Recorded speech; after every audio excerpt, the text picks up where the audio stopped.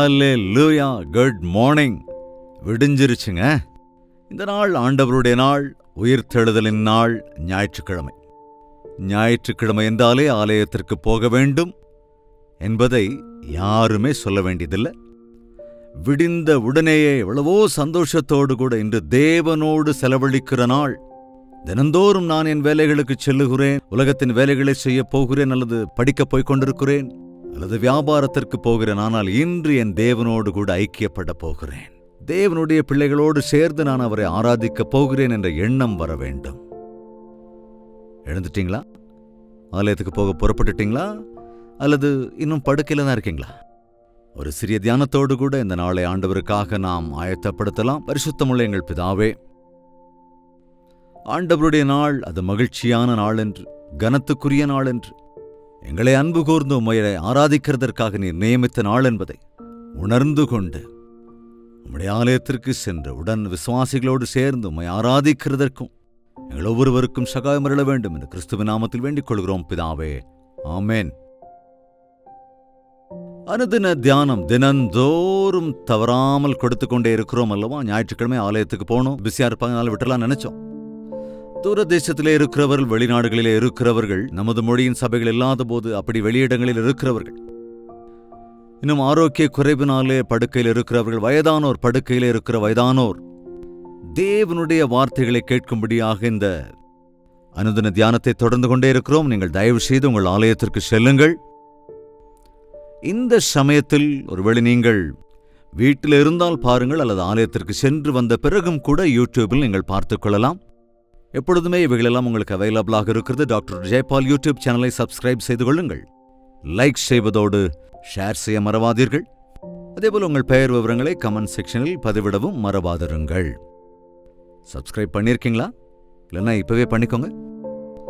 Okay, இன்றைய வார்த்தைக்குள்ளாக நாம் ஒருமனப்பட்டு தியானிக்கலாம். சங்கீதம் 133. இது மிகவும் சிறிய சங்கீதம். அதிலே 3 வசனங்கள் மட்டுமே இருக்கிறது. அதை வாசிக்கலாமா? இதோ சகோதரர் ஒருமித்து வாசம் பண்ணுகிறது எத்தனை நன்மையும் எத்தனை இன்பமுமானது. அது ஆரோனுடைய சிரசின் மேல் ஊற்றப்பட்டு அவனுடைய தாடியிலே வடிகிறதும் அவனுடைய அங்கிகளின் மேல் இறங்குகிறதுமான நல்ல தைலத்துக்கும் எர்மோன் மேலும் சியோன் பர்வதங்கள் மேலும் இறங்கும் பனிக்கும் ஒப்பாயிருக்கிறது.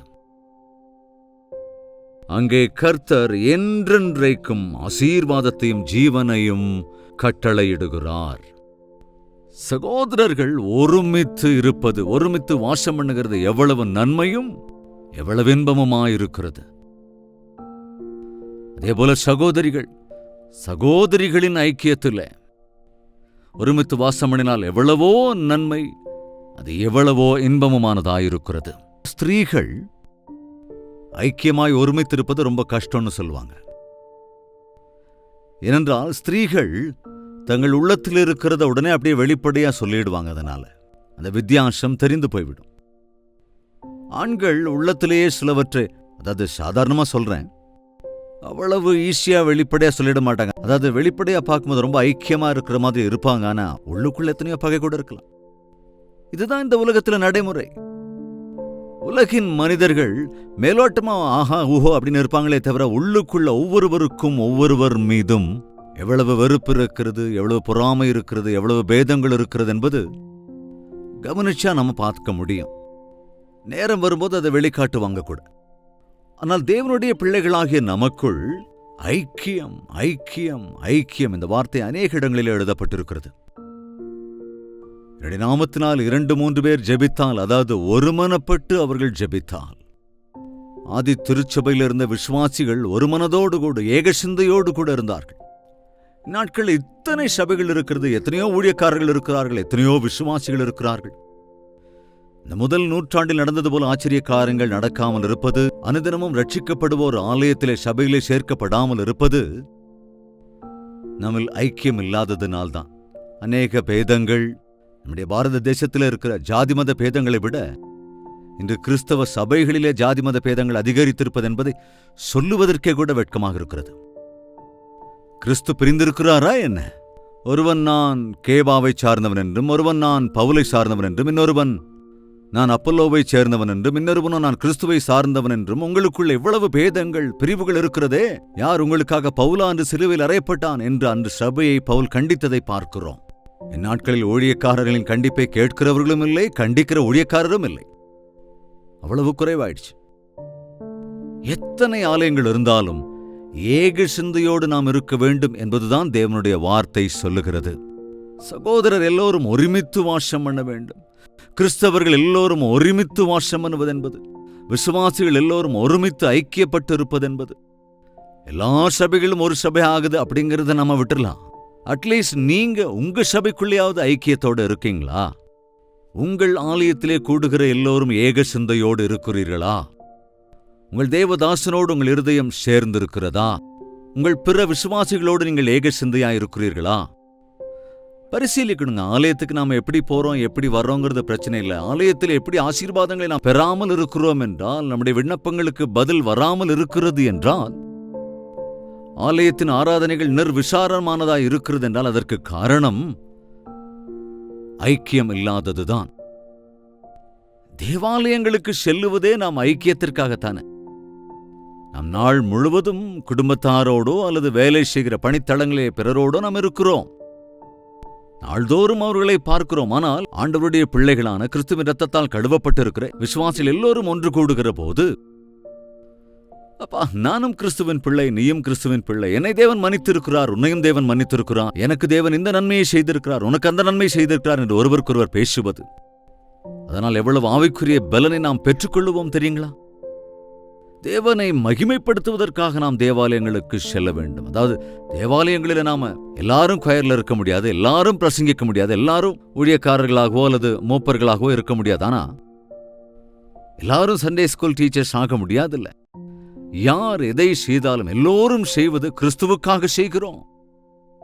ஒருவரோடு ஒருவர் பிரயாசப்படுகிறோம் என்பதை உணர்ந்து கொள்ளுகிற நாளிலே ஞாயிற்றுக்கிழமை என்பது ஒரு பண்டிகை மாதிரி இருக்குங்க. நம்ம தேசத்துல பண்டிகைன்னு என்ன செய்வோம்? எல்லாம் சொந்தக்காரங்க வீட்டுக்கு போயிடுவோம் இல்லையா? முக்கிய மாதிரி சென்னை மாதிரி பெரிய பட்டணங்கள்ல ஹாலிடேஸ் இருக்கு, ஏதாவது முக்கியமா ஒரு மீட்டிங் வைக்கலாம் அப்படின்னா எல்லாரும் எல்லா இடத்துலயும் அப்படித்தான். எல்லாரும் அவங்கவுங்க ஊருக்கு வெக்கேஷன்ல அவங்கவுங்க ஊருக்கு போயிடுறது வழக்கமா இருக்கு. எதுக்கு? உறவினர்களோடு சிநேகிதர்களோடு ஒருமிப்பதற்கு. அப்ப நமக்கு யார் பந்துக்கள்? ரத்த சம்பந்தம் உள்ளவர்கள். கிறிஸ்துவின் ரத்தத்தினால் நம்மை போல கழுவப்பட்டவர்களே நம்முடைய ரத்த பந்தங்கள். அதாவது வார வாரம் தேவனுடைய ஆலயத்திலே ஒருமித்து வருவதென்பது மிகவும் நன்மையானது. சகோதரர்கள் ஒருமித்து, சகோதர சகோதரிகள் ஒருமித்து வாசம் பண்ணுவது எவ்வளவு நன்மையும் எவ்வளவு இன்பமுமாயிருக்கிறது.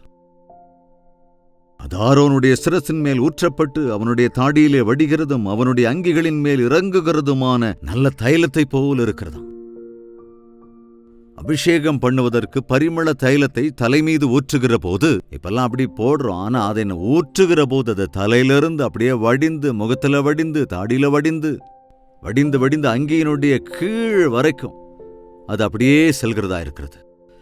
தேவனுடைய ஆலயத்திற்கு செல்லுகிற போது அந்த பலிபீடத்தின் அருகில் இருந்து வாசல் வரைக்கும் இருக்கிற ஒவ்வொருவருமே கூட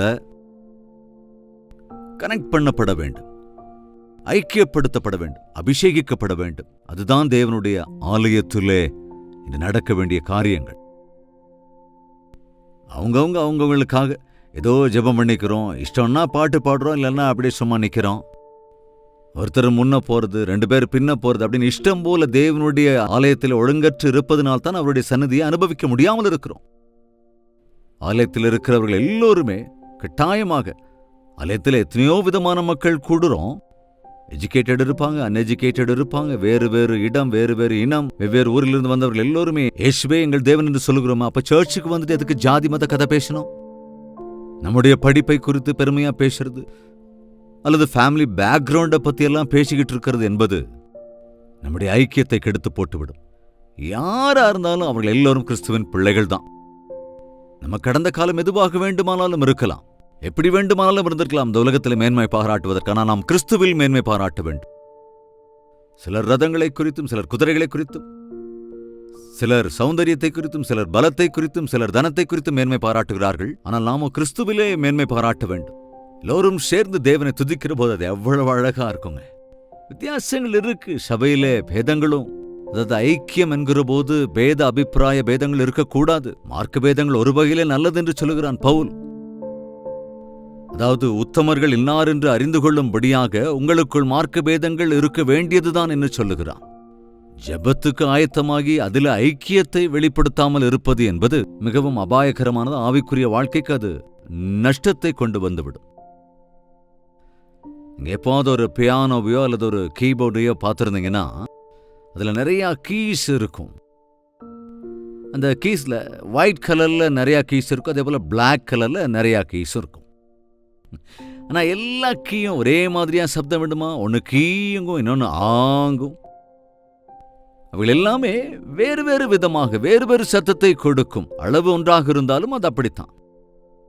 ஹார்மோனி என்றால் என்ன தெரியுங்களா? அவைகள் எல்லாமே சேர்ந்து இயக்கப்படுகிற போது நல்ல ஒரு இசையை கொடுக்கும், இருதயத்திற்கு உற்சாகத்தை கொடுக்கக்கூடியதாக இருக்கும்.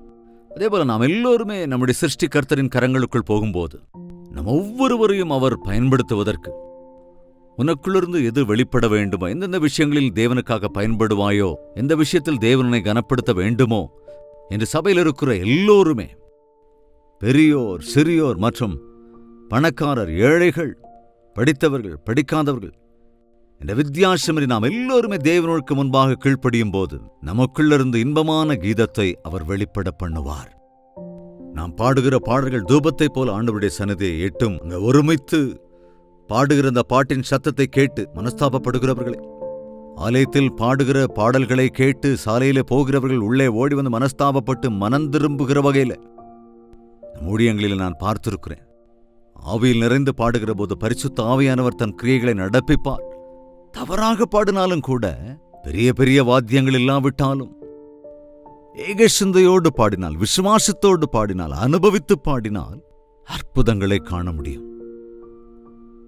இந்த ஆலயத்துக்கு நீங்க போறீங்களா? ஆலயத்திலே இருக்கிற பிற சகோதர சகோதரிகளிடம் விசாரிக்கிறீங்களா? ஒருவருக்கொருவர் வாழ்த்து சொல்லிக் கொள்ளுங்கள் என்று வேதம் சொல்லுகிறது. பக்கத்தில் உட்கார்ந்து இருக்கிறது யாருன்னு கூட நீ ஆலயத்துல கண்டுக்கலன்னா, பரலோகத்துல நிரந்தரமா நீ எப்படி மற்றவங்களோட பக்கம் உட்கார முடியும்? மற்றவங்களை பத்தி எனக்கு என்ன கவலை என்ற எண்ணத்தோடு கூட தேவாலயத்துக்கு போனா தேவன் நம்மை மெச்சுவாராங்க? நாம் அவருடைய பிள்ளைகள், அவருடைய இரத்தத்தால் கழுவப்பட்டவர்கள். நம்ம எல்லோரையும் அவர் ஒரு இடத்தில் சேர்த்து வெளியேற பெற்ற தமது இரத்தத்தினாலே நம்மை மீட்டெடுத்து நித்தியமாய் அவரோடே கூட இருக்கும்படியாக துதி கீதங்களோடும் ஆராதனையோடும் பகலாய் அவர் பரிசுத்தர் பரிசுத்தர் பரிசுத்தர் என்ற கானங்களோடு துதி கானங்களோடு பாடுகிற பரலோக ராஜ்யத்தின் வாரிசுகளாக்க வேண்டும் என்று நம்மை விரும்புகிறோம். ஒரு மனதுள்ளவர்களா நாம் இருக்கிற போது ஒருவரை ஒருவர் கனப்படுத்திக் கொள்வோம். பிறரை உன்னை விட பெரியவர்கள் என்றுதான் நீ பாவிக்க வேண்டும். ஒருவருக்கொருவர் உள்ளத்தை பகிர்ந்து கொண்டு, ஒருவருக்கொருவர் பொய் சொல்லாமல், ஒருவர் சேர்ந்து ஜெபித்து, ஒருவர் பாரத்தை ஒருவரிடத்திலே பகிர்ந்து, ஒருவரோடு ஒருவர் சமாதானத்துடன் இருங்கள், ஒருவரோடு ஒருவர் குற்றம் சுமத்தாமல் இருங்கள். இப்படி ஏறக்குறைய ஒரு 63 இடங்களிலே ஒருவருக்கொருவர் என்ற வார்த்தை பைபிளில் இருக்கிறது. அதாவது ஆலயத்திற்கு போகிற போது அன்பு, ஒருமித்தல், ஐக்கியம், ஒருவர் பாரத்தை ஒருவர் பகிர்ந்து கொண்டு, ஒருவருக்காக ஒருவர் ஜெபித்து, ஒருவரோடு ஒருவர் சந்தோஷித்தால் பூலோகத்திலே பரலோகத்தை அனுபவிக்க முடியும். பரலோகத்திற்கான அடையாளமே பூலோகத்தில் தேவன் அருளியிருக்கிற ஆலயம். ஆலயத்திற்கு செல்லுங்கள், ஒருமித்தவர்களாய் பிறரோடு ஐக்கியப்பட்டு அன்பாய் நேசித்து பாடல்களை பாடி மற்றவர்களை நலம் விசாரித்து அவர்களோடு ஐக்கியத்தில் இருங்கள்.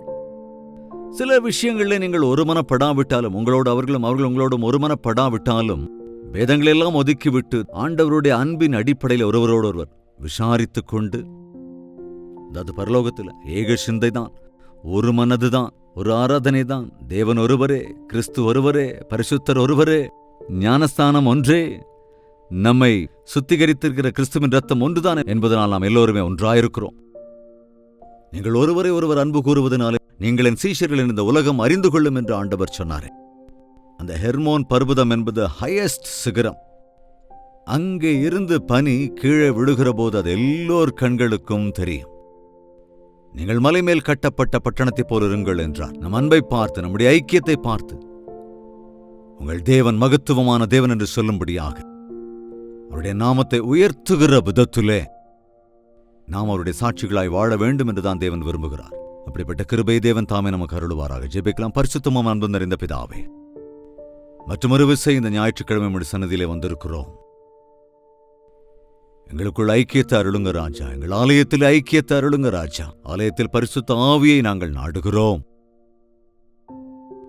பிரிக்கிற ஆத்துமாக்களை புறக்கணித்து வேத அபிப்பிராயங்களை விட்டு விலகி ஒருவர் நிழலில் மற்றவர் அன்புள்ளவர்களாக, இசைவுள்ளவர்களாக, இணக்கமுள்ளவர்களாக, ஐக்கியமுள்ளவர்களாக, பரலோகமே சந்தோஷப்படுகிற விதத்திலே பூலோகத்தில் நம்மை மகிமைப்படுத்துகிறவர்களாக, ஆலயத்திலே ஒருமித்து வாசம் பண்ணுகிற ஒரு மனதை, ஒரு மனப்பாட்டின் ஆவியை அருளி, அதோடு கூட கிறிஸ்தவர்கள் என்று சொல்லிக் கொள்ளுகிற ஒவ்வொருவரும் கிறிஸ்துவின் ரத்தத்தால் கழுவப்பட்டவர்கள் என்று, பரலோக ராஜ்யத்திற்கு ஆயத்தமாகிறவர்கள் என்பதை உணர்ந்து வேத அபிப்பிராயங்களை எல்லாம் நாங்கள் களைந்து ஒருவருக்காக ஒருவர் உண்மையாய் ஜெபித்து அவரவர் தங்கள் இருதய சுத்தத்தை காத்துக்கொள்ள நீர் சகாயம் பண்ண வேண்டும் என்றும் கிறிஸ்துவின் நாமத்தில் வேண்டிக் கொள்கிறோம் பிதாவே, ஆமென்.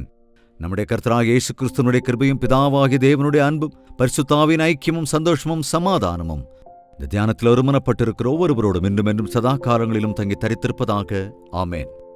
உங்கள் ஆலயத்திற்கு செல்லுங்கள், ஆண்டவரை ஆராதியுங்கள். டாக்டர் ஜெயபால் யூடியூப் சேனலை லைக் செய்யுங்கள், ஷேர் செய்யுங்கள், கமெண்ட் செக்ஷன் உங்கள் பெயர் விவரங்களையும் பதிவிடுங்கள். உங்கள் ஜெப தேவைகளை 8939801234 நம்பருக்கு ஒரு டெக்ஸ்ட் அல்லது வாய்ஸ் மெசேஜ் மூலமாக வாட்ஸ்அப்பில் அனுப்பி தெரிவியுங்கள். உங்களுக்காக நாங்கள் தொடர்ந்து ஜெபிக்கிறோம். தேவனுக்கு சுத்தமான நாளை சந்திக்கலாம். தேவனுடைய மகா கிருபை உங்களுக்கு துணையாயிருப்பதாக.